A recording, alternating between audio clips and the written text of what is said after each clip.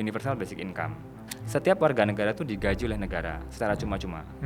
Itu kayak nggak mungkin di zaman sekarang. Tapi ada negara yang mulai mewacanakan itu. Kalau nggak salah Kanada sama Iran gitu ya. Nah ternyata itu sudah pernah dilakukan zaman Abu Bakar As-Siddiq.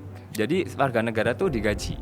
Oh aku punya banyak uang tuh buat anakku bisa S2 gitu ya, istriku bisa punya rumah tenang gitu kan, nggak ngontrak misalnya, bisa naik haji gitu kan, bisa pensiun orang tua dan seterusnya. Jadi what's beyond money? Kamu tuh tempatkan uang itu di tanganmu. Uang tuh bukan tujuan. Ketika kamu menjadikan uang tujuan ya kamu ngejar uangnya, itu nggak akan selesai. Terus tetangga satunya ke-trigger, wah dia beli-beli ya, dia sukses ya. Padahal spending itu bukan ukuran bahwa kamu itu kaya. Ada miskonsepsi tentang kekayaan, tentang uang yang biasanya aku jelaskan gitu. Kalau dalam agama Islam ada namanya falah. Falah itu sama dengan financial freedom, tapi maknanya adalah sukses dunia dan akhirat. Jadi sukses itu nggak cuma di dunia, tapi juga di akhirat. Ketika kamu menyedekahkan satu tanah gitu ya, kemudian tanah itu dibangun menjadi rumah sakit, dibangun menjadi sekolah, atau kalau di Singapura bukan Muslim majority country, itu dia punya satu plot tanah wakaf dibangun masjid ya kan. Nah itu masjidnya dipugar, tapi tetap dibangun gede. Akhirnya tanah wakaf itu juga di situ dibangun office building. Halo semuanya, kembali lagi di podcast Suara Berkelas. Hari ini aku happy sekali karena kita kedatangan tamu berkelas. Orang yang udah 17 tahun bergelut di Islamic Finance. Ada Bang Greget Kalabuana, apa kabar? Baik, alhamdulillah. Assalamualaikum, Bilal. Waalaikumsalam warahmatullahi wabarakatuh. Happy sekali bisa mengundang Abang ke sini. Udah lama aku kenal Abang, terutama dari teman kita Dimas ya. Yeah. Akhirnya bisa aku ajak ke Suara Berkelas. Pertanyaan sederhana, mungkin aku udah kenal Abang tapi teman-teman di sini belum. Siapa Greget? Kenapa bisa 17 tahun padahal masih muda banget gitu? Yeah. Apa yang terjadi, udah kemana aja? Iya, thank you Bilal. Sebenarnya ini satu kebanggaan ya bisa main ke Suara Berkelas.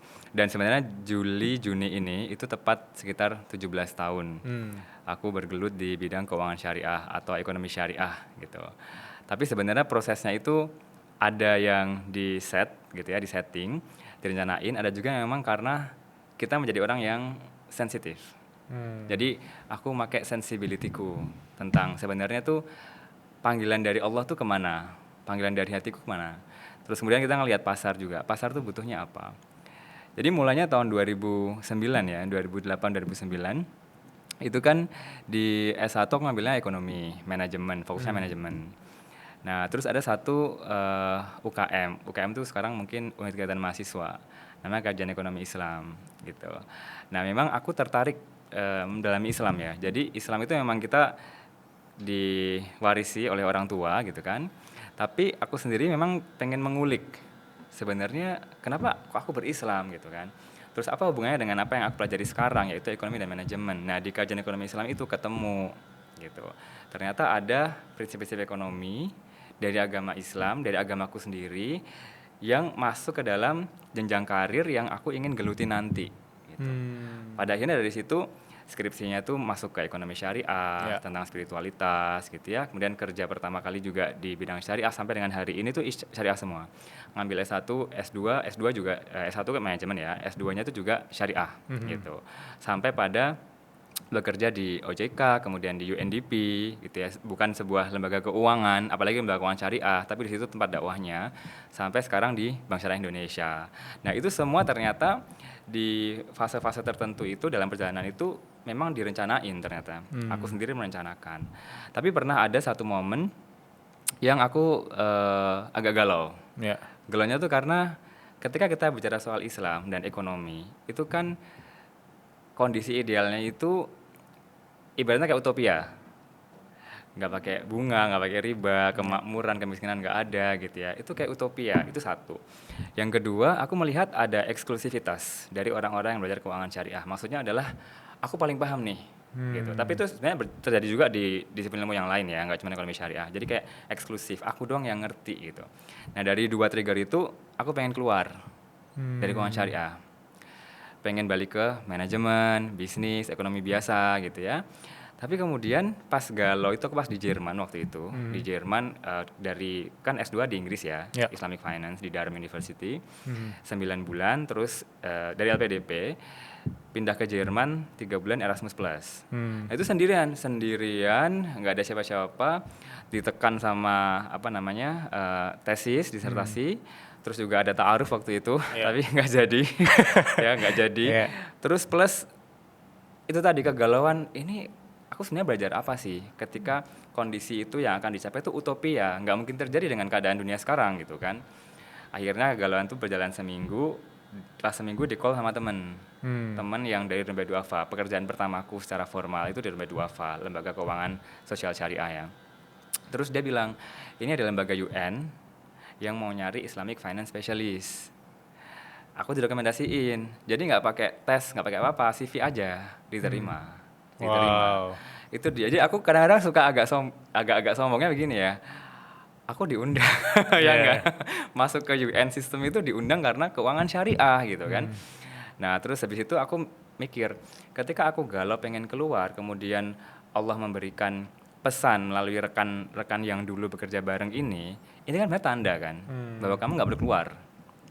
Nah disitulah biasanya aku ajarkan ke teman-teman bahwa kita harus jadi orang yang sensitif, yang mengerti petunjuk-petunjuk dari Allah melalui alam semesta, melalui lingkungan gitu ya. Akhirnya dari situ aku balik lagi sampai sekarang. Jadi aku awalnya udah mau nyari visa buat kerja di Jerman, karena kan memang kalau bukan lulusan Jerman nggak bisa ya, karena kan aku bukan lulusan Jerman, aku hanya disertasi aja di sana. Jadi nyari visa kerja nggak jadi, terus akhirnya pulang ke UNDP 7 tahun gitu tentang keuangan syariah. Ya nggak keliling-keliling dunia banget sih ya, nggak kayak Dimas, tapi ya lumayan lah, ada banyak negara yang pada akhirnya jadi tempat aku mendakwahkan keuangan syariah gitu. Wow. Aku tadi mau menggali sisi ketika Bang Greget galau gitu ya. Aha. Which is semua orang di sini pernah ada di persimpangan dua jalan gitu. Iya, Mau iya. belok kanan atau belok kiri. Iya. Atau bahkan tiba-tiba ada jalan lurus gitu. Mhm. Di tengah kegalauan itu, cara terbijak untuk memikirkan tentang bahwa oh mungkin Tuhan itu punya rencana, Allah punya rencana. Di tengah kondisi yang nggak pasti. Gitu. Betul. Seperti apa? Apakah kayak tadi mungkin tiba-tiba harus sabar atau cara simpel untuk membaca tanda-tanda itu seperti apa? Sebenarnya itu juga didukung karena kondisi ya. Jadi ada momen-momen dari sekian puluh negara yang aku kunjungi itu di mana aku tuh sendiri, dan sendiri dalam arti memang nggak ada teman gitu ya, dan pada akhirnya biasanya aku jadi lari ke masjid. Di Jerman itu kan waktu itu kan ya sebenarnya ada kereta, ada tram ya, tapi akhirnya aku jalan kaki 20 menit, 30 menit ke masjid itu. Nah, ketika momen-momen sendiri itu adalah situasi di mana kita itu paling dekat gitu. Paling bisa mengerti sama Allah ya, bisa curhat, bisa kadang kangen keluarga. Jadi itu kayak jadi akumulasi situasi itu. Pada akhirnya jadi bisa berpikir jernih karena kita mendekat kepada Allah, dan kalau aku secara teknis biasanya aku urai. Ini aku selalu lakukan sampai sekarang. Ketika ada sesuatu yang rumit, kita harus ngambil keputusan atau kesulitan di depan mata gitu ya, itu aku urai. Masalahnya sebenarnya apa sih? Gitu. Oh A, B, C. Nah ini yang bisa aku selesaiin tuh yang mana? Kemana? Aku harus ke siapa? Gitu. Atau mana yang aku harusnya menyerah? Ya nggak apa-apa karena emang nggak bisa gitu. Tapi kan karena waktu itu kegalauan itu muncul karena ya tadi tekanan disertasi, kemudian ta'aruf, kemudian aku pulang ke Indonesia itu tanpa ada jaminan kerja. Kalau di UNDP, di LPDP kan kita nggak dijamin, kita harus nyari kerja sendiri gitu. Ya. Nah, ketika aku pulang ke Indonesia, aku mau jadi apa? Makanya sebelum kegalauan itu menjadi-jadi, aku mencari backup plan.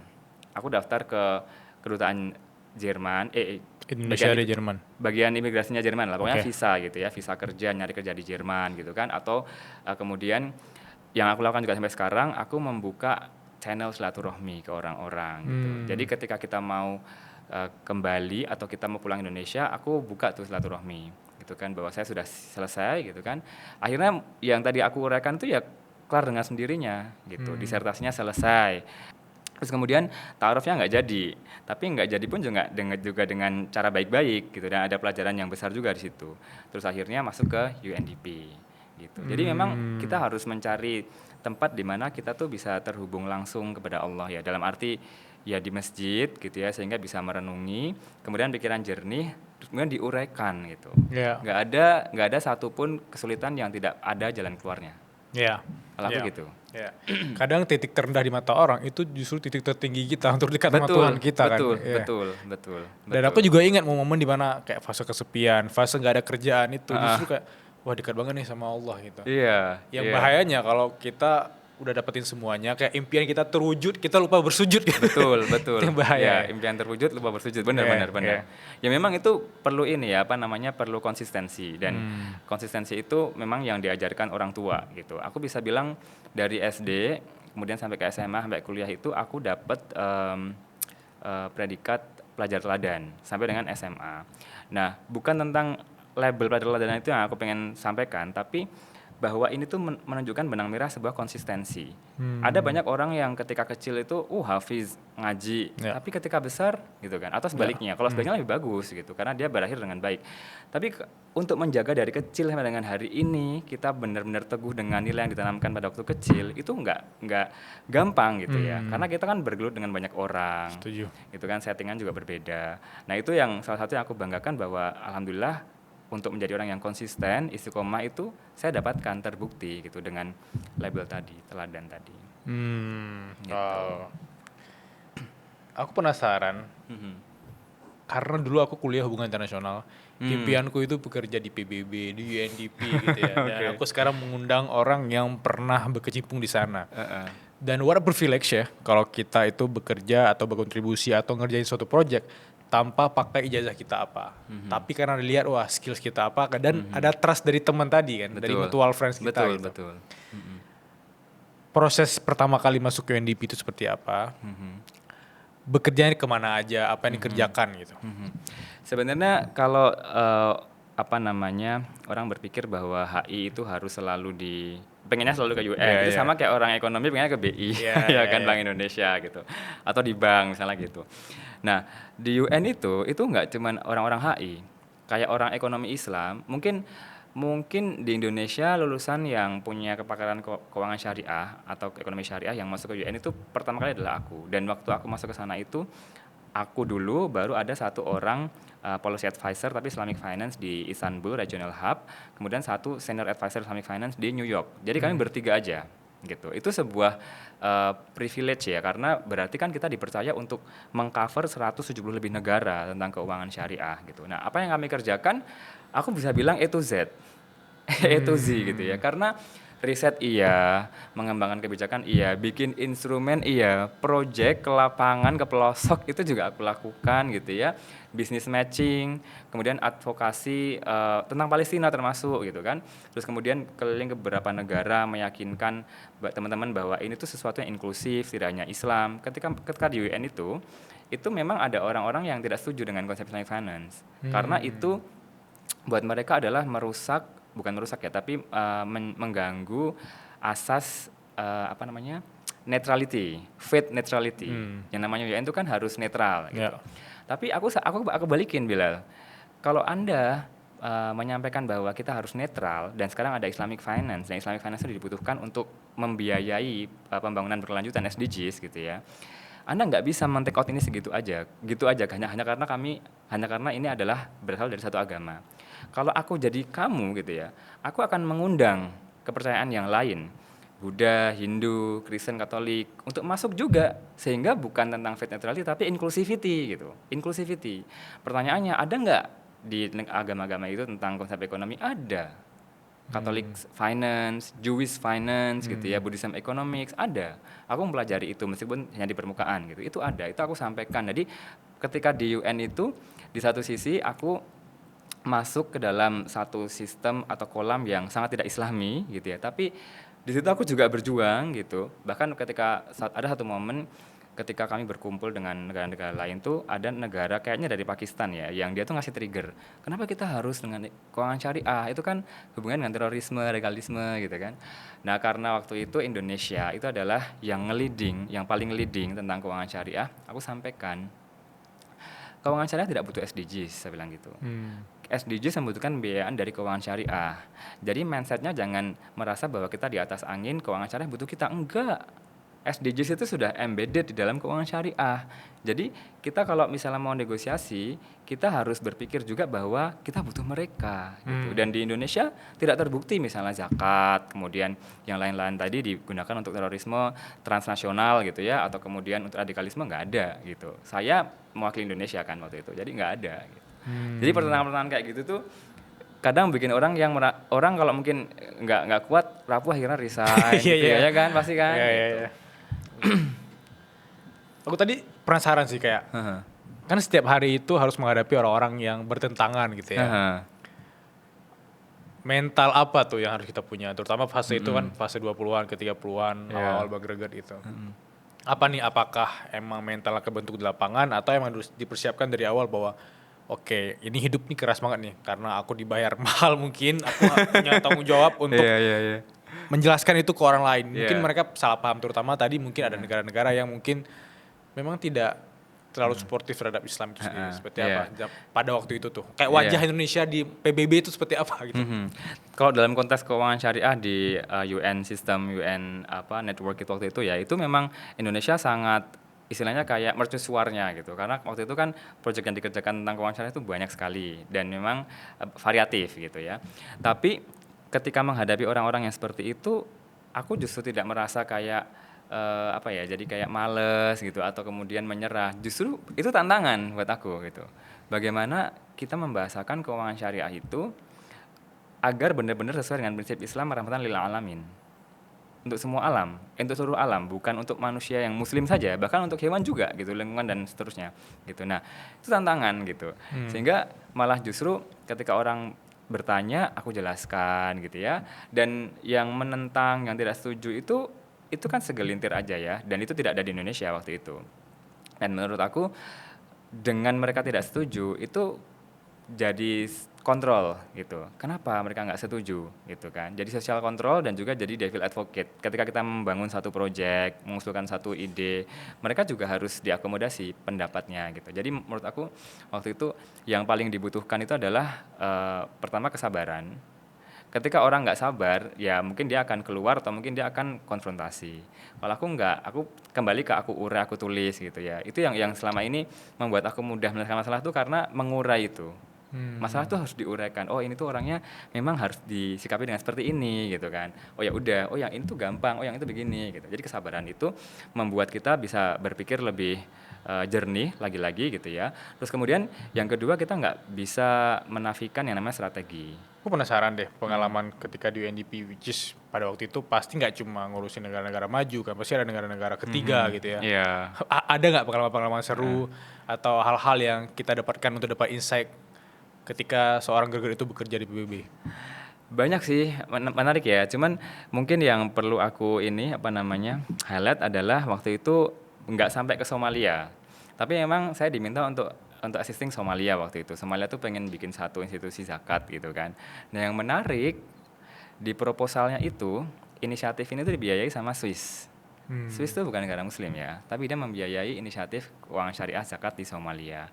Dan di proposalnya itu dia mengutip ayat Al-Qur'an gitu. Ayat Al-Qur'an yang aku lupa jujur, tapi intinya tentang keuangan syariah gitu ya, tentang zakat gitu kan, tentang jual beli dan lain-lain. Intinya tentang zakat gitu. Nah, di situ ada satu kebanggaan gitu. Ternyata saya yang berasal dari Indonesia, dari negara muslim mengurusi zakat gitu ya. Itu tidak hanya di Indonesia gitu, bahkan sampai ke negara Somalia. Dan ada satu momen di mana kita harus menahan untuk nggak terlalu show off. Kenapa? Karena Somalia itu kan lebih dekat dengan UK. Nah UK itu zakatnya maju. Pada akhirnya mau nggak mau, ya udah Somalia kami linkkan dengan UK, National Zakat Foundation-nya UK, sehingga mereka yang kemudian assisting. Tapi kan awalnya inisiatif kan lewat kami juga gitu. Nah itu ada pelajaran di mana kita tuh nggak harus selalu tampil gitu ya. Kita bekerja tapi berusaha untuk memberikan yang terbaik kepada apa yang sedang kita kerjakan, meskipun bukan kita yang akan tampil di depan gitu. Itu salah satunya. Terus kemudian mungkin juga yang paling menyenangkan itu adalah di Indonesia sendiri sebenarnya. Jadi aku pernah dengan Basnas waktu itu ya, itu menggunakan zakat untuk membangun tenaga listrik dari air sungai, debit air sungai gitu. Nah itu project itu sampai dibawa oleh Menteri Bappenas waktu itu ke PBB dan itu masuk reportnya ke berbagai macam report dari World Bank, Islamic Development Bank, mungkin Asian Development Bank juga gitu kan. Terus kemudian report-report internasional itu melihat itu karena itu sesuatu yang inovatif gitu. Dan itu kami lakukan tetap dengan menjaga kepatuhan syariah. Jadi yang menerima manfaat itu juga mereka yang berhak menerima zakat gitu ya. Zakatnya digunakan untuk orang-orang yang hanya memang berhak menerima. Kemudian asetnya juga tidak dimiliki oleh pemerintah atau swasta gitu ya, dimiliki oleh masyarakat gitu. Jadi justru di Indonesia itu yang paling menyenangkan. Ya, mungkin teman-teman udah sampai di menit ini, tapi mereka masih penasaran. Kayak, apakah yang diurusin oleh Bang Greger ini dari tadi tuh ngomongin tentang zakat itu yang berbau syariah kayak Syariah. ada ribanya doang segala macam. Karena setahuku kan ada yang pembahasan tentang wakaf dan itu ada yang wakaf produktif gitu. Betul. Misalnya orang semua berpikir bahwa wakaf itu adalah bentuk barang, sembako atau apapun itu. Tapi sebenarnya bisa kayak bangun rumah sakit atau sesuatu yang sustainable bahkan sampai kita mati 200-300 tahun kemudian masih ada itu.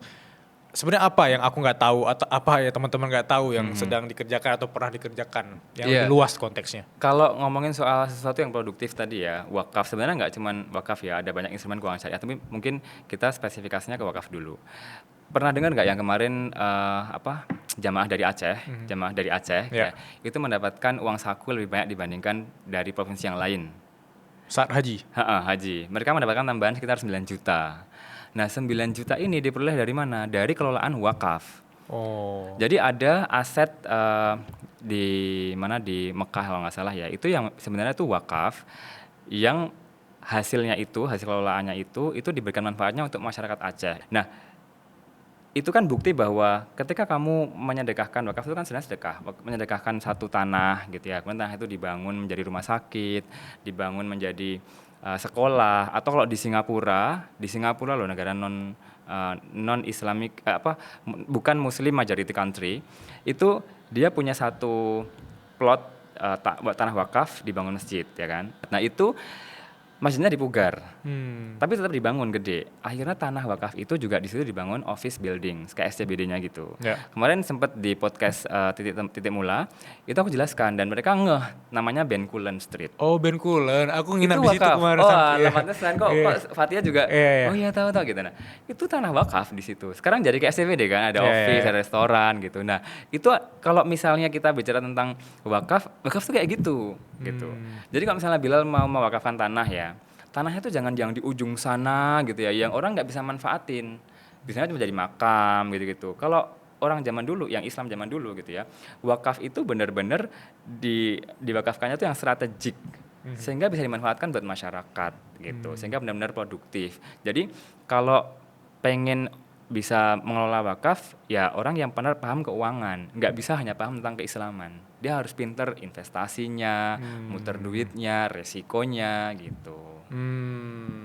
Simpelnya kayak semua orang ketika di dunia kapitalis seperti ini kan ingin memperkaya diri sendiri, memperkaya perusahaannya sendiri. Tapi konteksnya ketika mewakafkan itu berarti kekayaan di Islam sebenarnya kekayaan yang juga bermanfaat untuk sesama. Iya betul.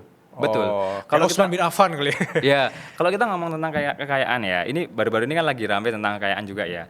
Kekayaan dalam Islam, kita mau cek Nabi Muhammad atau Umar bin Khattab, Umar bin Abdul Aziz, Utsman bin Affan, apakah beliau-beliau adalah orang miskin secara aset? Enggak.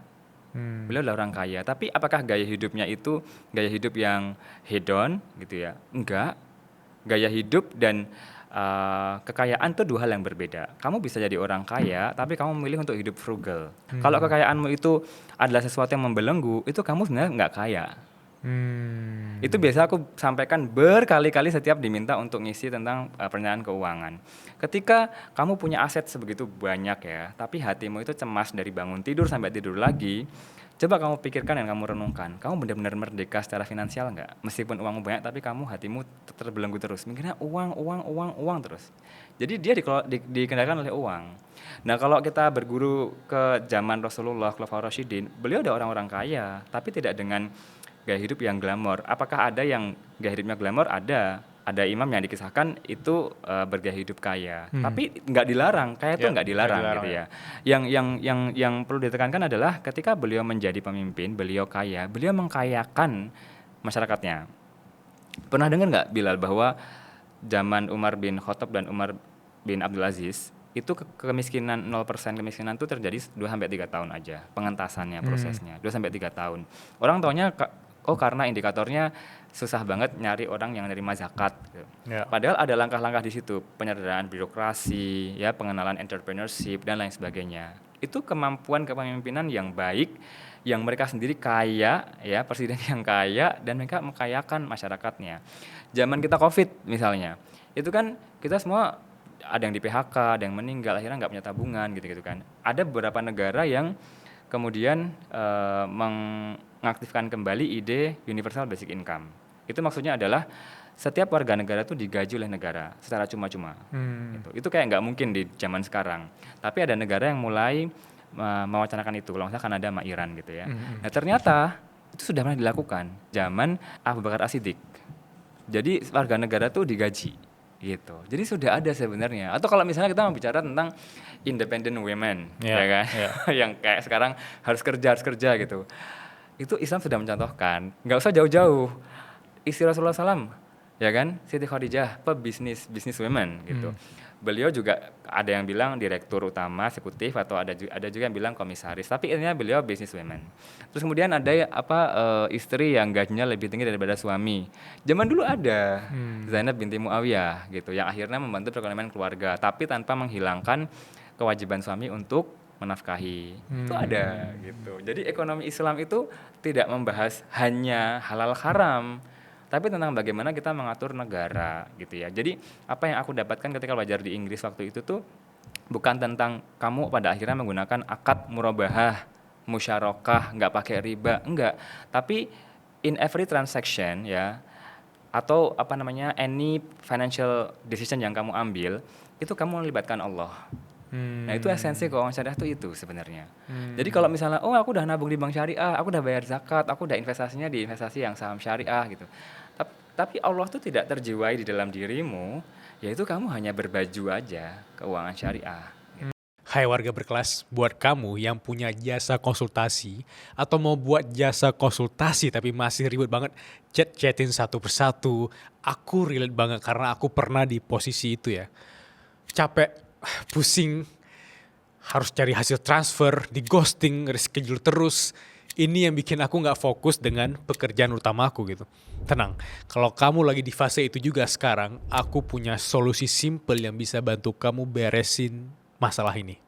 Yes, LinkedIn appointment. Kamu tinggal bikin halaman, booking, atur jadwal kosong, durasi sesi, harga, sampai detail layanannya. Calon klien tuh tinggal pilih jadwalnya, bayar dan semuanya langsung tercatat rapi. Jadi kamu tuh gak perlu lagi jadi admin, dadakan setiap harinya. So, kalau kamu punya jasa konsultasi, mentoring, kelas private, atau sesi one-on-one, appointment di LinkedIn itu bisa bikin proses booking kamu jauh lebih profesional. Simple dan gak bikin kamu pusing. Tunggu apa lagi? Langsung cobain sekarang. Makanya kenapa kok utang nggak boleh ngambil riba gitu ya? Karena utang itu akad kebajikan. Aku bantu Bilal pas Bilal susah. Masa iya aku minta tambahan? Kan nggak boleh gitu. Ya berarti nggak bisa untung dong. Kalau kamu mau untung, kamu jual beli. Jual beli itu mau 100% boleh keuntungannya gitu. Jadi yang aku pahami dari belajar keuangan syariah di Inggris waktu itu adalah sebuah logical thinking yang benar-benar bisa di reasoning gitu. Kenapa begini ya? Oh, karena itu keadilan. Kenapa begini ya? Oh, karena ini tentang kemitraan gitu. Oh, kenapa begini ya? Karena ini transparansi gitu. Itu tuh ada gitu. Nah, sayangnya banyak orang yang melihat keuangan syariah itu ya sekedar oh ini halal, oh ini haram gitu kan. Perdebatannya di situ gitu. Padahal semuanya enggak cuma di situ gitu. Tapi aku tadi agak ketawa sedikit karena belajar Islamic Finance, tapi di negara yang bukan mayoritas Muslim gitu, di Durham University di Inggris. Ya. Yang pertama pertanyaannya kenapa, dan yang kedua apa yang mungkin tidak didapatkan di Indonesia, belajar di Indonesia gitu ketika belajar di sana. Ya, ini pertanyaan yang banyak banget yang melontarkan ya. Dan kadang-kadang orang skeptikal jadinya, wah dia di Inggris dia nggak bisa bahasa Arab gitu kan, nggak di Arab gitu. Tapi pemilihan Inggris itu juga bukan tiba-tiba ya. Jadi waktu itu memang pas waktu mau lulus S1, Nah ini tentang perencanaan. Ketika kita mau lulus tuh kita sudah harus tahu kita mau kemana gitu kan. Karena aku bergelut di keuangan syariah, aku dengar teman-teman gitu kan, oh iya sekarang senior yang itu tuh di Durham University, Durham gitu. Oh gitu, aku nggak tahu apa sih gitu. Ternyata itu kampus yang jadi rujukan di negara-negara barat tentang keuangan syariah gitu. Dan sudah puluhan tahun. Terus kemudian itu nggak ada bayangan Bilal bahwa aku akan masuk situ. Ya namanya orang tuh gitu ya. Kadang kita cuma bisa bayangin sampai kita ada di posisi bahwa ternyata aku bisa di situ, Yeah, kan. yeah. Nah, Durham itu pada tahun 2017 itu adalah bukan Durhamnya, Inggris. Pertama Inggris dulu ya. Inggris itu pada tahun 2017 itu adalah negara dengan Islamic Finance Course provider terbesar di dunia. Jadi kalau kamu mau belajar, pilihlah tempat yang terbaik. Tempat yang terbaik tuh ya banyak ya ukurannya. Salah satunya adalah ya banyak sekali yang memberikan kursus Islamic Finance di Inggris gitu, nggak cuma Durham gitu. Itu satu gitu ya. Terus yang kedua, karena itu bukan negara muslim, jadi ada banyak konsekuensinya. Apa? Dari cara belajarnya. Kita nggak hanya belajar tentang product innovation, gimana cara bikin akad structuring secara finance gini, atau teknologi apa enggak. Yang dipelajari apa? Moral ekonomi. Ada mata kuliah Islamic Political Economy. Jadi dari situ tuh mata kuliah pertama ya. Dari situ cara kamu melihat ekonomi itu sudah beda. Ada moral di situ. Nggak bisa kamu yang penting modal, yang penting keuntungan, nggak bisa kayak gitu kan. Untung boleh gitu ya. Moral ekonomi, kemudian apa namanya? Itu dari cara belajarnya. Terus dari teman-teman yang ada di situ. Karena itu di Inggris dan karena bahasa Inggris gitu ya. Yang datang itu dari ujung sampai ujung. Dari Cina ada, dari Filipina ada, mau yang dari Timur Tengah, dari Arab banyak gitu ya, dari Afrika banyak juga gitu, dari Perancis, Amerika Serikat ada gitu. Dan ketika itu diverse, kita kan jadi bisa melihat POV banyak orang kan. Ada teman-teman dari Arab atau dari Afrika tuh yang itu nggak begitu, itu nggak begini kok. Indonesia kan kayaknya oh ya berbeda, jadi ya udah gitu kan. Nah itu kita melihat ada kelompok-kelompok kayak yang dari Arab itu suka ngomong bahasa Arab gitu kan, yang dari Prancis, Maroko ngomongnya Prancis gitu ya. Nah, dari Indonesia, Malaysia, Filipina gitu, itu ngomongnya bahasa Indonesia gitu kan. Filipina nggak nyambung sih tapi. Nah, itu ada hal-hal kayak gitunya. Nah, itu yang kemudian mendidik aku untuk nggak mudah ke-trigger ketika kita melihat perbedaan.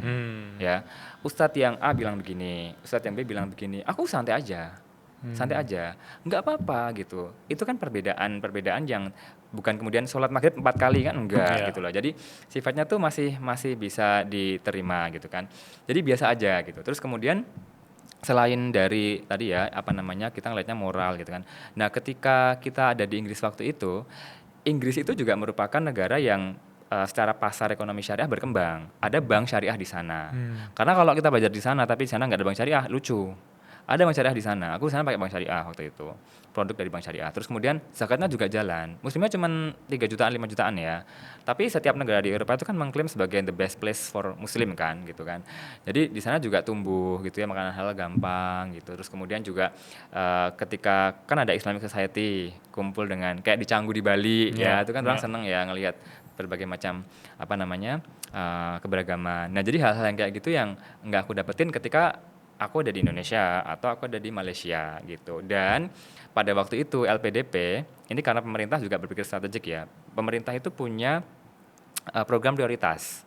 Kalau nggak salah jumlahnya 9 waktu itu. Salah satunya adalah keuangan syariah, ekonomi syariah gitu. Jadi waktu itu yang ngambil ekonomi syariah itu merupakan talenta yang disiapkan untuk mengisi pasar keuangan syariah saat ini gitu. Nah, untuk orang-orang yang berpikir panjang selain bahwa oh ini panggilan dari hati, passion ini panggilan dari Allah gitu ya. Tapi ini juga panggilan dari industri yang akan berkembang di Indonesia. Jadi mikirnya harus ke situ juga. Kita kan bertahan hidup, bekerja, mencari peluang. Kita harus ngelihat, oh Indonesia tahun 2024 waktu Pak Jokowi waktu itu yang sebelum sekarang mencanangkan sebagai Islamic halal hub atau Islamic Finance Hub atau apa gitu.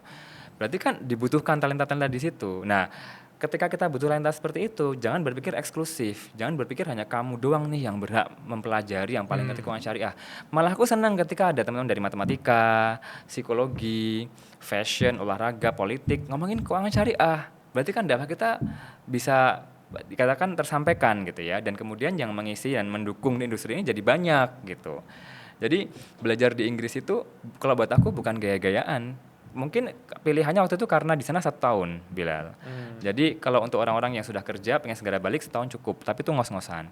Jadi ketika belajar di sana itu ada banyak tentang apa namanya pelajaran hidup yang itu terbawa sampai sekarang gitu. Bagi teman-teman yang masih nol banget, nggak paham konteksnya riba gitu.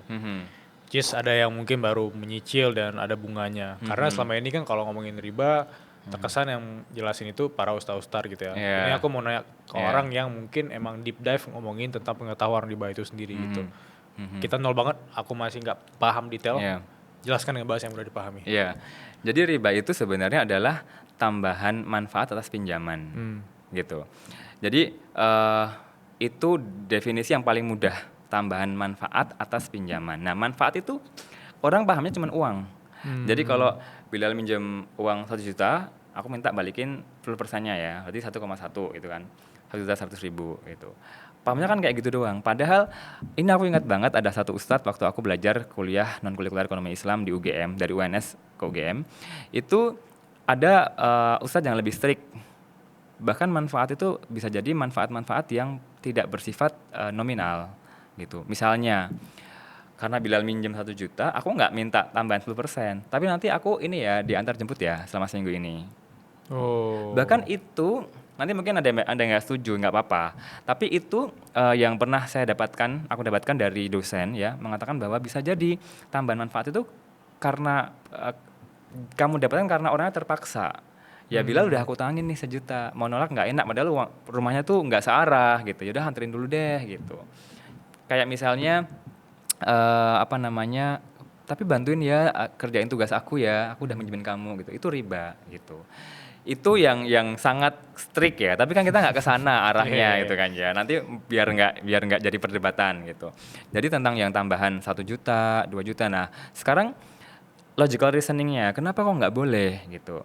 Ya kembali ke tadi, ketika orang meminjam uang itu kan karena kebutuhan kan, karena anaknya sakit ya, atau mungkin dia pas nggak ada uang, intinya dia membutuhkan. Nah kalau di Islam itu namanya tabaruk. Tabaruk itu kebajikan untuk membantu orang gitu. Sehingga kalau misalnya kamu minjem aku 1 juta, aku minta 1,1, itu kan berarti aku mengambil manfaat ya dalam kesempitan kesusahan orang lain gitu. Itu satu. Yang kedua, dalam logika ekonomi syariah, uang itu harusnya dihasilkan dari produktivitas. Dari sektor real, dari aset yang berputar, bukan uang dengan uang gitu. Bukan 1 juta diutangin jadi 1,2, tidak seperti itu konsepnya. Makanya pada waktu terjadi krisis gitu ya, yang menggunakan sistem ekonomi syariah lebih tidak rapuh gitu ya. Kenapa? Karena didasarkan pada aktivitas yang real, sektor real, pembiayaan di bank syariah itu ke sektor real gitu. Nah itu yang kedua gitu. Jadi kita melihatnya tentang secara filosofis bahwa ini tuh tolong menolong. Kalau kamu mau dapat keuntungan, kamu jual beli atau investasi. Yang kedua, karena memang dari proses bagaimana uang itu dihasilkan ya, itu dengan cara yang memang logik, berputar dari aset atau sektor yang real.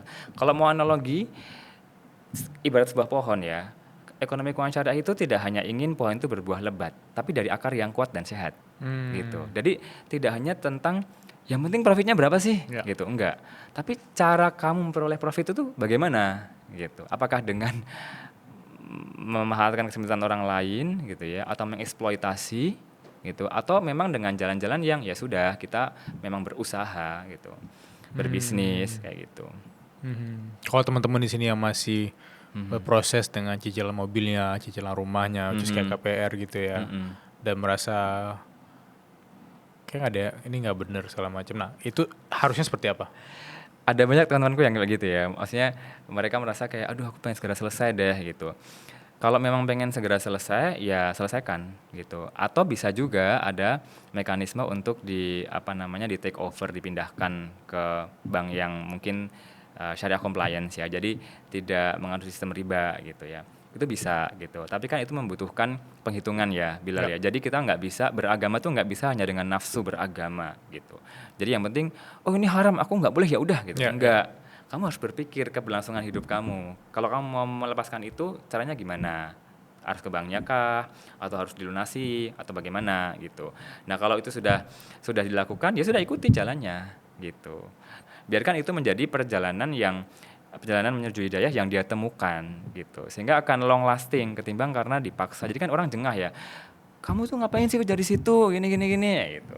Iya, iya, iya. Ya kan? Aku sempat mikir kalau kita kasih rekomendasi atau referensi ke orang lain, harusnya tuh ada solusinya gitu. Betul, Kayak betul. jangan langsung ngejudge, wah kamu nih yang Betul, salah, kamu nih betul, kurang benar di betul, jalan ini gitu. betul. Dan siapa tahu dia sedang mengupayakan tapi nggak cerita ke kita Iya, kan. benar. Itu banyak. Terus aku juga kadang-kadang lihat, wih, yang dulu gaul sana sini, party apa, sekarang dia mendalami agama. Itu banyak terjadi di sekitar kita. Teman kita yang dulu berandalan, ternyata sekarang apa? Sekarang ngaji gitu ya. Tatoan, it's okay gitu kan. Dia belum bisa ngapus itu, tapi dia ngaji gitu loh. Nah hal-hal yang kayak gitu tuh yang menurutku dikedepankan. Kita tuh harusnya menggunakan em, cara berpikir positif apapun gitu ya, untuk apapun, untuk hal apapun. Dan berpikir positif itu bukan berarti kamu denial gitu. Ada sesuatu yang menyedihkan, ada sesuatu yang buruk, kamu terima, oke. Tapi bagaimana kamu mengambil sisi positif dari itu? Itu berpikir positif. Jadi bukan tentang enggak kok aku denial, aku gini-gini, enggak kayak gitu. Gitu. Pertanyaan sederhana sebelum kita masuk ke Q&A ya. Bagaimana cara simple seorang greget yang sudah lama di industri ini memanage keuangannya sendiri? Oke. Aku masih proses belajar sampai hari ini, dan siapapun yang orang aku ajak ke sini aku pasti nanyain itu karena kita datang dari latar belakang berbeda. Ada orang yang punya luka uang, trauma uang, atau ada orang yang emang berkelimpahan dari kecilnya, sehingga sekarang karena berkelimpahan dia nggak punya apa-apa, jadi lebih hemat, lebih ngirit gitu ya. Iya. Ada nggak titik balik atau transisi apa dan bagaimana seorang greget harusnya memanage uang? Kalau aku yang pertama biasanya aku benerin tuh mindsetnya dulu sih, gitu. Sebelum kita ngukur, 50, 30, 20, ini begini, itu nanti, gitu. Yang penting kamu benerin mindset kamu dulu, gitu. Mindset kamu yang bener itu bagaimana? Ya, kamu melihat uang itu sebagai apa? Kalau kamu melihat uang ini sebagai orientasi, tujuan, kamu akan ngejar uang terus. Tapi kalau misalnya kamu melihat uang ini sebagai alat, kamu akan melihat what's beyond money. Oh, aku punya banyak uang tuh buat anakku bisa S2 gitu ya, istriku bisa punya rumah tenang gitu kan, nggak ngontrak misalnya. Terus kemudian bisa naik haji gitu kan, bisa pensiun orang tua dan seterusnya. Jadi what's beyond money gitu. Jadi kamu tuh tempatkan uang itu di tanganmu gitu. Uang tuh bukan tujuan, karena kalau yang tadi ya aku bilang ya, ketika kamu menjadikan uang tujuan ya kamu ngejar uangnya, itu nggak akan selesai. Mau sampai kamu kakek nenek pun nggak akan selesai gitu. Nah termasuk juga mindset tentang apa makna cukup gitu. Aku pernah kapan tuh bikin video juga, makna cukup tuh sebenarnya bukan sesimpel alhamdulillah gitu ya. Kalau di Islam namanya qanaah, merasa cukup. I feel content with myself, with my life gitu. Qanaah itu adalah pondasi dari kemandirian. Kalau kamu benar-benar merasa cukup, kamu mandiri.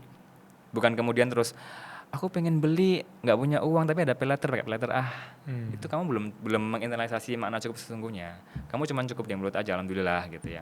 Jadi pondasi dari kemandirian. Dengan kamu mandiri, kamu nggak bergantung ke orang lain gitu. Nah tapi untuk mendapatkan pemahaman cukup ini, itu kadang orang tuh nggak ngerti cukup tuh artinya apa gitu. Cukup itu adalah ketika kamu berhenti karena kamu sudah paham seberapa banyak yang kamu miliki. Contoh kecil, kita kadang pengen beli sesuatu yang sebenarnya udah ada di rumah. Rumah tuh udah ada gitu ya. Beli ini, entah misalnya baju, sepatu atau yang lain-lain gitu ya.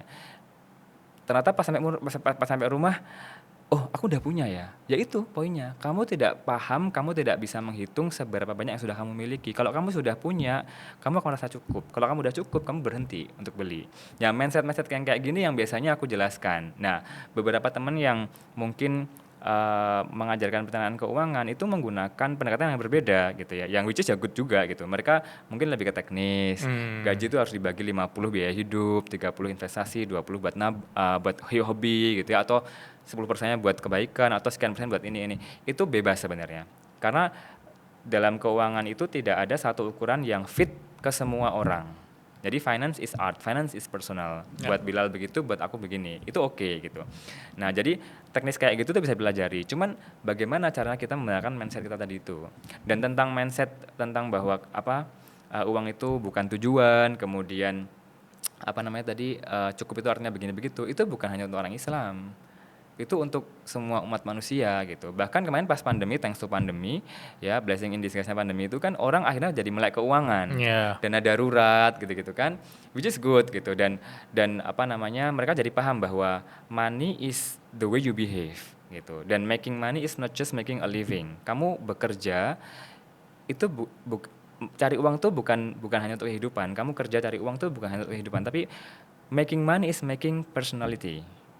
Jadi kamu mencari uang itu sebenarnya kamu membentuk pribadi kamu. Termasuk ketika kamu menghabiskan uangmu, ketika kamu berutang, ketika kamu jual beli, ketika kamu berinvestasi, itu semua tentang personality. Ada orang yang ternyata pelit banget gitu kan, ada yang dermawan banget, ada yang ternyata dia hitung-hitungan gitu kan. Nah itu bagian dari personality. Jadi hati-hati dengan uang gitu. Uang tuh nggak sesederhana dapat gaji, kemudian dialokasikan, selesai. Enggak. Sampai masuk pada, itu kan mindset ya. Biasanya aku dua, satu mindset, satu attitude. Jadi money mindset dan money attitude. Itu dua rumus yang selalu aku pakai. Attitude itu apa? Bagaimana kamu membelanjakan uang itu. Contoh, ketika gaji, misalnya aku promosi gitu ya, gajiku naik. Awalnya aku naik Transjakarta, tapi karena promosi naik, ya udah aku ganti, aku maunya naik sorry ini merek ya, Iya. taksi premium misalnya Iya, gitu ya, iya. taksi premium gitu kan. Terus kemudian biasanya aku minum kopi keliling yang pakai sepeda. Sekarang maunya yang di mall-mall gitu. Nah ada perubahan gaya hidup, yang kemudian menjadikan extra money yang masuk menjadi extra money yang keluar. Jadi kenaikan jabatan, promosi, penghasilanmu itu keluar hanya karena membiayai gaya hidup. Nggak ada yang ditabung, nggak ada yang diinvestasiin gitu. Padahal sebenarnya nggak kayak gitu. Dan bahkan orang-orang sekarang ketika bicara soal lifestyle, mereka nggak sadar bahwa ada perbedaan antara looking successful atau looking rich dengan being successful, being rich. Orang yang benar-benar kaya itu dia akan memperkaya experience, Iya. ya kan? Iya. Dia nggak akan silau dengan, wih tasnya logonya gede banget gitu kan, terus barang-barang yang terlihat gitu. Dan itu mereka nggak paham gitu, sehingga mereka juga nggak paham konsep tentang fake wealth, orang-orang yang kayaknya itu palsu, ya kan? Karena kita ngelihatnya looking tadi, bukan being. Yang kita lihat ya lookingnya, oh berarti kalau dia punya tas, dia punya mobil, dia punya jam tangan mewah gitu ya, itu berarti kaya. Padahal bisa aja itu apa? KW, satu.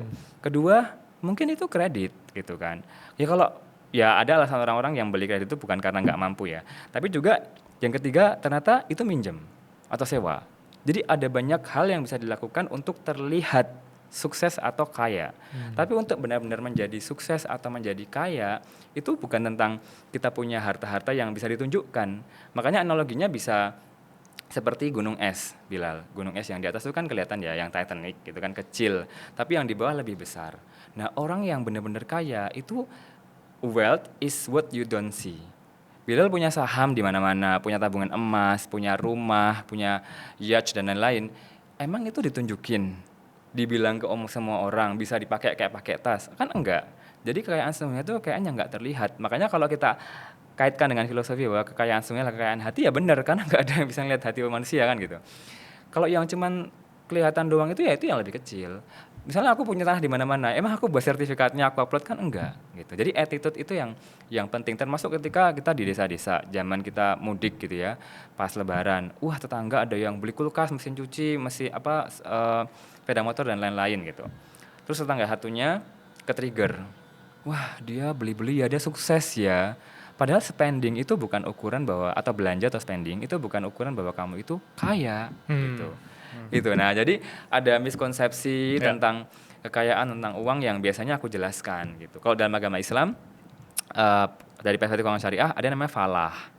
Falah itu sama dengan financial freedom, tapi maknanya adalah sukses dunia dan akhirat. Nah, itu yang paling tinggi, financial freedom dalam konsep falah itu yang sebenarnya di dalam Islam yang kita kejar. Jadi sukses itu nggak cuma di dunia, tapi juga di akhirat. Dan plus kamu juga nggak bisa mengejar akhirat tok, terus akhirnya di dunia kamu melarat, ya susah gitu. Kalau aku boleh ngutip ayat, itu ada Al-Qasas 77 ya, ini favoritku. Kejarlah akhirat dengan apa-apa yang Allah berikan padamu, tapi jangan lupakan bagianmu di dunia. Jadi kita di dunia ini disuruh untuk bekerja, mencari rezeki gitu ya, untuk apa namanya, punya kekayaan, bukan untuk dihimpun aja, tapi juga diputer untuk keluarga dan seterusnya gitu. Ya itu yang kadang-kadang orang nggak sampai sana mikirnya. Ya, ya. Gitu. Konsep falah dalam bahasa yang lebih sederhana seperti apa? Karena konteksnya orang berpikir bahwa aku bekerja dalam tanda kutip, oh aku beribadah, jadi nanti aku berkontribusi dan nanti kalau aku meninggal masuk surga. Apa yang bisa dipadatin lagi falah itu? Ya sukses, tapi di dunia dan akhirat. Jadi di dunia ya kamu ya cukup gitu ya uangnya gitu kan, atau kekurangan, tapi juga di akhirat tuh jelas kamu dapat. Makanya diwakafin. Karena kalau diwakafin kan sampai kamu meninggal, pahalanya masih ada di situ gitu.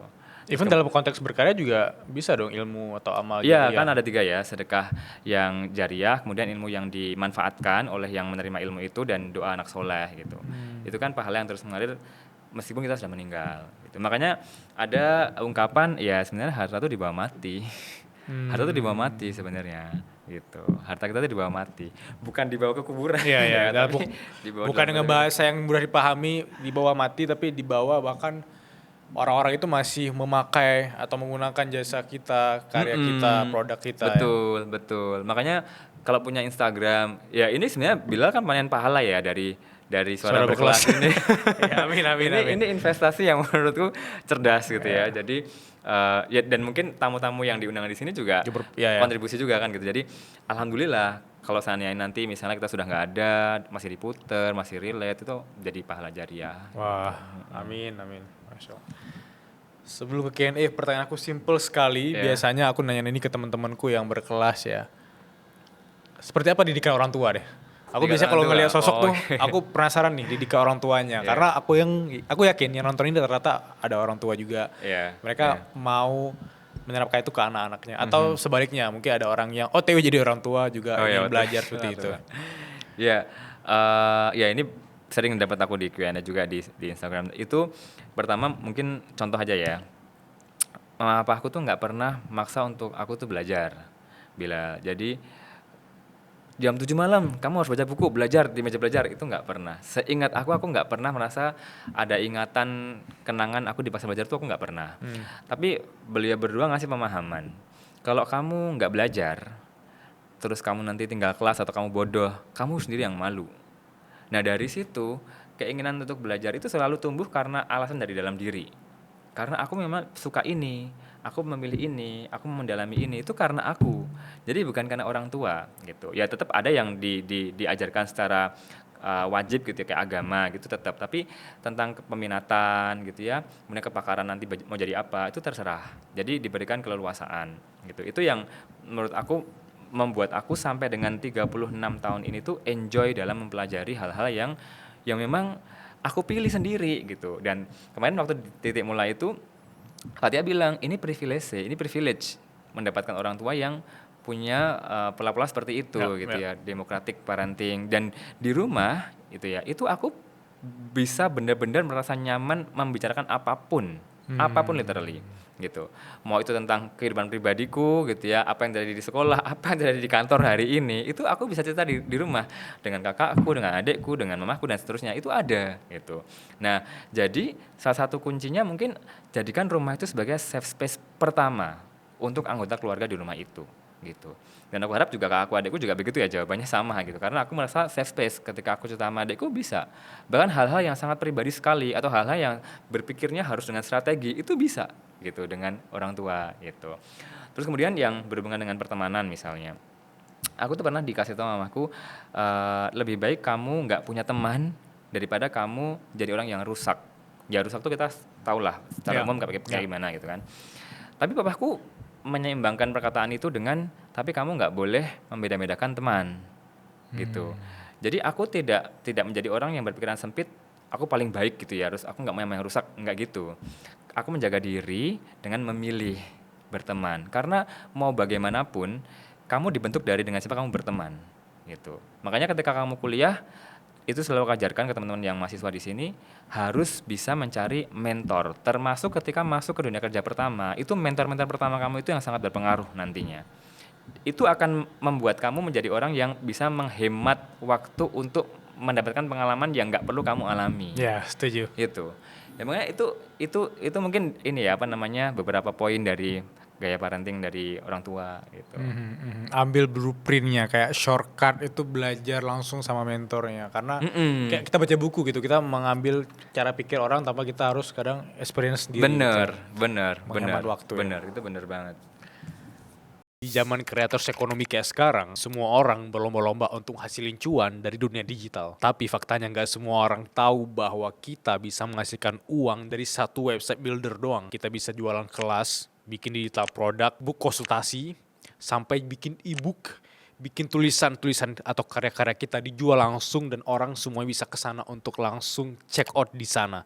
Jadi kita bisa sambil tiduran 24 jam, kita tidak harus mengontrol website builder tersebut, tapi uang bisa tetap masuk dari karya kita. Aku bakal kasih solusinya. Solusinya ada di Link ID atau Linkit, dan aku udah pakai Linkit sejak tahun 2022, dan itu memudahkan sekali kalau kita sebagai kreator menghasilkan uang. Dan semua orang bisa akses karya kamu di sana. Misalnya, kamu penulis kayak aku. Kamu bisa bikin e-book, even orang-orang bisa konsultasi sama kamu dengan bikin appointment di sana. Dan mereka bisa menentukan jadwalnya, menyesuaikan dengan jadwal kita sebagai penulis. Bahkan yang menariknya, meskipun kamu belum punya produk digitalmu sendiri, kamu bisa affiliatein produk orang di Linkit. Dan itu luar biasa banget. Banyak kreator-kreator di luar sana nggak punya produk sendiri, tapi bisa hasilin 2 digit, 3 digit per bulan di Linkit. So, bagi teman-teman yang belum bikin Linkitnya, tunggu apa lagi? Langsung bikin sekarang. 3 pertanyaan dari teman-teman suara berkelas. Pertanyaan pertama dari AL_Fandi25. Tips simple bang, investasi di usiaku yang baru lulus S1. Ya, jadi yang baru lulus, ini kunci, ini fundamental banget ya. Invest in what you know. Kamu nggak bisa investasi di sesuatu yang kamu nggak paham.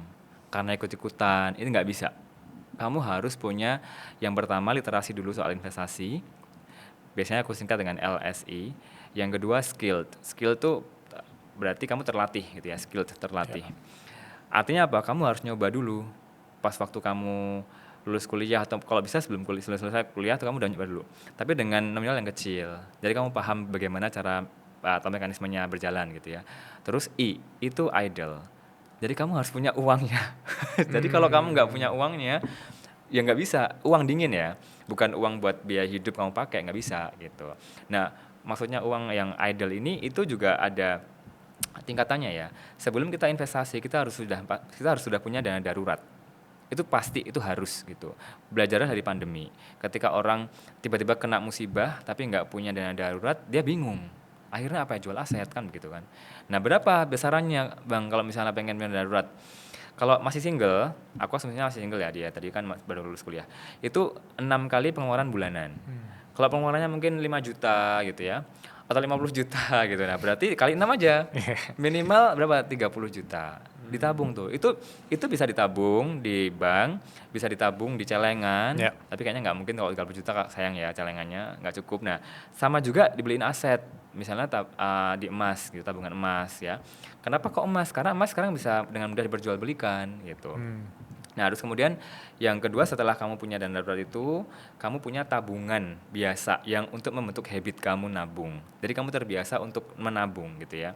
Kayak misalnya, oh buat haji, bahkan seremeh atau sereceh, aku mau liburan ke Bali akhir tahun ini misalnya gitu. Harus nabung dulu, nabung. Mau beli kurban, nabung gitu. Jadi punya habitnya dibentuk dulu gitu. Nah, setelah itu ketika sudah punya dana darurat, sudah bisa nabung, punya habit, baru investasi. Dengan tadi sudah mempelajari gimana caranya saham, gimana caranya reksadana, gimana caranya deposito. Itu ada tingkatan-tingkatannya kan ya. Kalau misalnya mau yang paling mudah ya udah emas atau beli obligasi syariah misalnya gitu, atau deposito. Tapi kalau misalnya yang nggak mau mikir, tapi aku pengen dapat return yang lumayan kompetitif, reksadana. Tinggal beli aja, nanti manajer investasi yang ngatur gitu. Kalau saham, sekarang kan banyak akun-akun yang ngajarin bukan bermain ya, berinvestasi di saham. Itu tetap harus belajar dulu. Biasanya akun-akun itu tuh ngasih modul training, ikutin tuh gitu. Gitu. Tapi kembali ke yang tadi ya, yang penting invest in what you know dan kamu tahu bahwa kamu punya uangnya. Gitu. Ya. Karena sesimpel ketika orang-orang yang sudah punya uang kan mereka bingung tuh.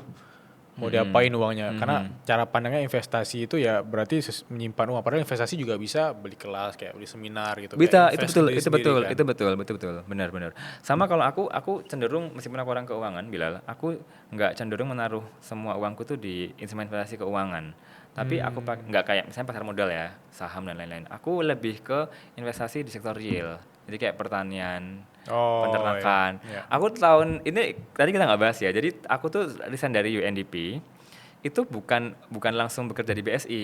Itu karena awalnya resign karena aku pengen bertani. Aku udah nyiapin tuh di Solo. Oh, kita bahas kemarin yang sama Dimas ya. Iya, di titik mula juga dibahas gitu. Nah, tapi pada akhirnya ketika itu nggak jadi, aku lakukan investasinya.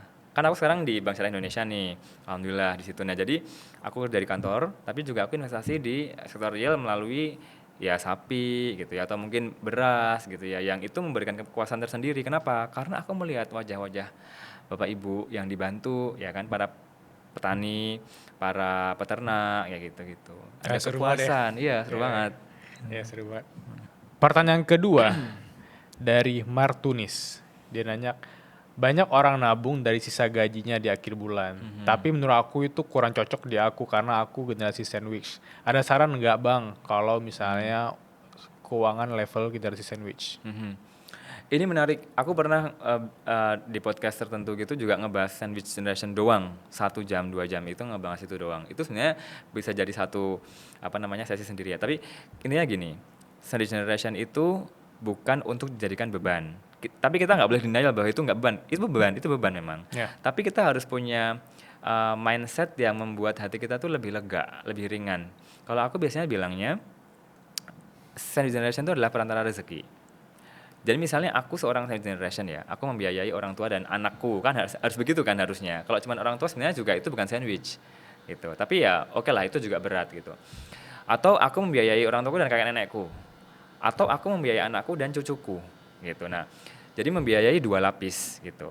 Tapi yang mungkin yang dimaksud adalah membiayai orang tua aja karena kayaknya belum punya anak gitu. Nah, tapi oke lah, poinnya bebannya ya. Nah, apa yang kita berikan ke orang tua atau siapapun tadi yang kita tanggung itu sebenarnya bukan rezeki kita.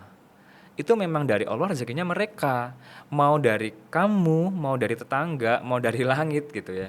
Itu akan sampai ke orang-orang tadi. Karena itu memang hak mereka gitu. Yang sudah diatur, dijamin oleh Allah dan lewatnya itu kita. Nah, ketika kamu menjadi orang yang bermanfaat, kamu menjadi orang yang bisa menjadi perantara, mestinya kamu berpikirnya dari sudut pandang yang ya bersyukur gitu, dipercaya gitu kan, kemudian seneng, bangga. Tapi bukan berarti ketika kamu punya mindset seperti itu, kamu nggak cari solusinya. Untuk senior generation nggak bisa nabung, nggak apa-apa, karena kepepet. Nggak mungkin, kalau misalnya uangku udah habis, aku nggak bisa nabung, ya nggak apa-apa. Kamu nggak perlu harus ngikutin orang-orang untuk harus nabung. Kamu selesaikan dulu itu. Sandwich itu kamu harus putus rantainya. Dengan cara apa? Ketika kamu ngasih ke orang tua, kamu bantu orang tua mengaturnya bagaimana gitu ya. Termasuk nanti diatur buat pensiunnya, asuransi, dan kamu sendiri untuk memutus rantai itu, kamu siapkan buat pensiunmu. Sehingga kamu nggak meneruskan budaya atau kondisi sandwich tadi ke anakmu gitu. Sehingga akan terputus gitu. Ini ada satu kerangka berpikir yang menarik dari financial platform ya di Singapura. Aku pernah baca. Jadi kita tanya ke orang tua kita mau pensiun yang kayak gimana gitu kan, kesehatannya sudah ada asuransi atau belum gitu. Jadi kita ngasih itu dengan ngasih yang ikhlas tapi juga ngasih perencanaan gitu. Jadi bukan malah curhat gitu ya ke orang tua. Ini case-nya kalau orang tuanya benar-benar perlu dibantu ya, bukan orang tua yang dibantu karena pengen foya-foya ya gitu. Nah, jadi ngelihatnya dari situ. Nah, terus kemudian kalau misalnya kamu udah selesai memutus rantai itu, udah punya perencanaan, kamu mulai menabung. Nah, menabungnya itu bukan disisakan kayak tadi, ketika sudah dikeluarkan buat beli ini, beli itu, beli ini, beli itu, sisanya berapa nabung? Enggak, tapi disisihkan dari awal gitu. Biar minimal 10% gitu. Kalau nggak bisa ya 5%, nggak apa-apa, terserah kamu, semampunya kamu. Kan kita poinnya kan membentuk habit ya, bukan membentuk uangnya itu berapa gitu, membentuk habit dulu. Nah, kalau udah punya habit, kayak aku Bilal, aku dari tahun 2014-13 bekerja pertama kali sampai dengan hari ini, aku rasa ya gaya hidupku nggak begitu berubah. Tapi penghasilan udah naik berkali-kali lipat gitu ya. Tapi nggak ada yang berubah gaya hidupnya gitu. Pada waktu itu, kalau ditanya aku traveling, Aku ngasih orang tua, aku ngasih orang tua gitu ya. Aku nabung. Sekarang ya sama. Ya kayak gitu. Apakah dulu aku pakai sepeda, sekarang pakai mobil? Enggak. Kalaupun sekarang kita diwajibkan di Jakarta pakai transportasi umum, ya ayo gitu. Iya. Ya kan? Jadi tidak ada perubahan yang signifikan yang kemudian merubah jati diriku. Jadi dari gaji berapapun ke berapapun sama gitu. Ya, ya. Itu skill mahal sih. Kayak bukan terpacu pada wah ini pendapatan gue meningkat, level atau gaya gue juga meningkat gitu. Tapi tetap bisa berada di track yang sama meskipun itu mau ups mau downs kondisi keuangan kamu ya. Pertanyaan ketiga dari Ginger Milk _ Apakah normal bang anak 24 tahun itu masih gampang disetir oleh orang tuanya? Iya. Kalau kita bilang normal atau enggak, nanti kita judging ya terhadap orang tuanya ya. Baiknya sih kita nggak mengejat orang tua orang lain gitu. Tapi kalau menurut aku teringat dengan nasihat guruku waktu SMA. Ketika kamu SD sampai dengan SMA, itu kamu ikutin apa yang diarahkan oleh orang tua. Karena kita nggak tahu apa pada saat itu, SMP mau di mana, SMA mau di mana gitu kan, SD gitu, ikutin. Tapi kemudian ketika sudah lepas dari SMA kamu kuliah, apalagi kuliah, itu kan kita memilih berdasarkan minat kita kan, karena masa depan kita di situ gitu. Nah, kamu harus punya pengertian ke orang tua bahwa aku memilih ini karena ini gitu. Jadi kalau menurut aku ketika aku jadi di posisi posisi teman itu gitu ya, aku akan berusaha untuk menyampaikan dengan pengertian, bukan dengan membantah gitu ya, bukan dengan marah-marah gitu ya, dengan konfrontasi, tapi aku menyampaikan dengan pengertian. Pengertian itu kan tidak hanya tentang bahwa aku maunya begini, tapi cara kamu menyampaikan itu loh gitu. Cara kamu menyampaikan itu. Aku di rumah itu kalau mamaku nggak bahasa Jawa kromo alus yang paling tinggi itu nggak dijawab. Bilal. Jadi ada proses pendidikan karakter di situ dari budaya Jawa bahwa ya kita menyampaikan itu dengan halus gitu ya. Dan ketika itu mentok, aku akan berusaha untuk melihat dari sisi orang tuaku. Kan gini ya, ini kondisinya aku sudah berusaha mengubah, tapi nggak bisa diubah. Orang tuaku maksa aku ke sana. Aku akan cari positifnya apa di sini gitu. Yang kira-kira bisa membuat aku akhirnya legowo untuk memilih itu gitu. Karena ya mungkin karena aku rasa sayangku ke orang tua itu cukup besar, aku nggak masalah ketika diarahkan gitu ya. Kemudian ditanya, aku pernah bilang ke teman-teman, ketika orang tua nanya, kamu udah pulang belum gitu kan, jam segini gitu. Kita kan mikirnya karena, apa sih kok aku dikontrol terus sih gitu kan. Tapi pernah nggak kepikiran kalau orang tua tuh kesepian sebenarnya? Orang tua tuh kesepian nanya kayak gitu. Anaknya dulu lari-larian, sekarang pulang jam 11, orang tua udah tidur. Jadi orang tua bertanya tuh bisa jadi juga karena mereka kesepian. Jadi jangan hanya melihat dari POV kita gitu. Kalau aku sih gitu. Ya, karena ketika kita kecil kan kayak ngerasa kayak dikontrol banget. Ketika dewasa ada orang yang justru ingin dikontrol kayak gitu karena hilang Iya momen betul. disayang oleh orang tuanya. Betul. Paradoks. Bener. Wow, seru banget. Seperti biasa, aku bakal tanya ini ke orang-orang yang berkelas. The worst advice yang pernah Bang Greget terima? The worst advice ya. Ini sebenarnya tadi sudah sempat di-spill ya sama Bilal ya. Cuman to be honest ya, aku sampai hari ini nggak bisa nginget. Karena ketika ada orang yang memberikan worst advice dan kemudian itu menyakiti hati, didengarnya nggak enak, aku nggak pernah inget itu Bilal. Jadi ya udah, aku lepasin gitu. Jadi aku punya mekanisme filtering di diriku ketika ada nasihat atau perkataan gitu ya, orang yang nggak seneng gitu ya. Bukan hanya untuk supaya aku sehat, tapi juga supaya aku tidak memendam dan memupuk rasa benci ke orang itu. Karena iri benci ke orang lain itu rasanya berat. Kayak orang yang kompetitif banget, dulu aku kompetitif banget, jadi nganggap orang-orang itu saingan gitu. Nah itu nggak enak rasanya. Jadi aku berusaha untuk kalau dikasih nasihat atau perkataan yang buruk, ya aku dengar tapi sudah aku nggak akan ingat lagi gitu. Dan aku akan terus melihat supaya aku menjadi orang yang baik, dan karena aku baik, maka aku akan baik kepada orang yang buruk pun sekalipun ke aku gitu. Makanya ini aku nggak bisa jawab. Words advice-nya apa? Nggak ada. Setahu aku nggak ada. Kita switch the best advice. Kalau the best advice mungkin dari mamaku sendiri ya. Jadi waktu aku kecil, kalau misalnya mau berangkat sekolah, salim dulu kan. Nah itu ada kata-kata, ada teksnya, pamitnya ada teksnya. Jadi gini teksnya tuh, mamah atau papa gitu ya, kulo nyuwun pamit, tindak sekolah nyon pangestu. Jadi saya pamit, saya mau sekolah, minta doa restu. Itu setiap hari, setiap kami ke sekolah, gitu kan. Terus dibales gitu, oh ya sekolah yang pinter, dan ada kata-kata yang penting jadi orang yang sukses, sederhana dan sopan. Soleh, sorry. Sukses, sederhana, soleh. Nah jadi ketika itu ditanamkan setiap hari, advice itu masuk bahwa yang penting tuh tolak ukurnya adalah kamu jadi orang yang soleh, sederhana, dan sukses gitu.